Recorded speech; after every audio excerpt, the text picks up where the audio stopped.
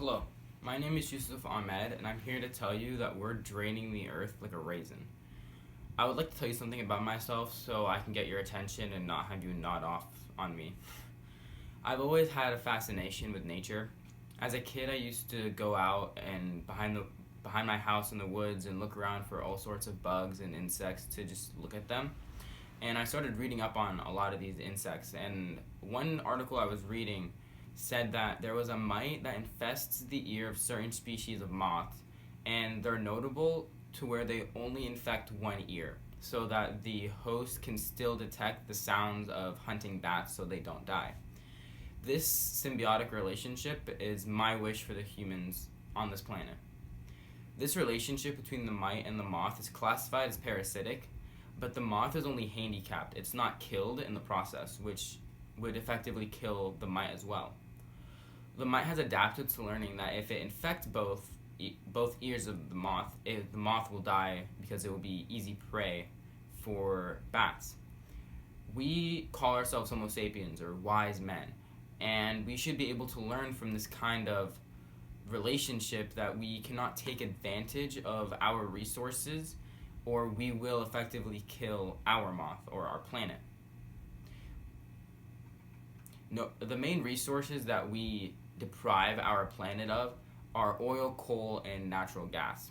As of 2010, the known reserves of natural gas were estimated to last 58 and a half years with the current global production. And we're in 2020 now, so we have 48 years to figure out a solution. Natural gas is used mainly to power homes and buildings in the form of electricity or to heat them. And we have sustainable ways to be able to do that using renewable resources instead of non-renewable. The wind, the sun, and the Earth's core all provide energy that we can use to replace natural gas power plants. For example, a large offshore 5 megawatt wind turbine can effectively power over 1,500 homes. Even though making windmills will add carbon to the atmosphere and we would have to use natural gas and coal and oil to be able to make them, it would, in the long run, help our planet, because even though for a short time we'll be using a lot of coal and a lot of natural gas, there'll be a long period after where we are using very, very little. And what's better is if we use solar energy with solar panels.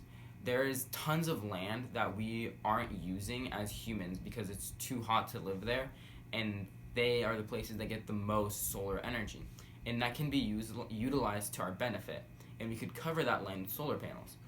So, like, if you covered a basketball court with solar panels, you could very comfortably charge 3 houses. And even in California, there's the Mojave Desert, which is a huge desert that has very little occupants. So if you covered that entire area with solar panels, you could charge California, Oregon, Washington, and Arizona.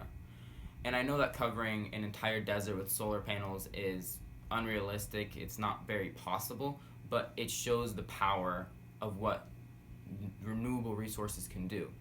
And you don't have to start by covering an entire desert. You could start with 1 square mile and see how many houses that charges and then move on from there. But we have to start so that we don't continue to deafen our moth that we live on. And we have to find new ways to let the earth recover so that we don't kill it. And the steps that I'm talking about, they're not new. Like, solar panels aren't breakthrough technology in 2020, but we have to be able to start using it and mass producing it. There's a lot of small scale projects in the world that with solar panels, but there aren't any that cover tens upon tens of square miles so that they can effectively charge cities.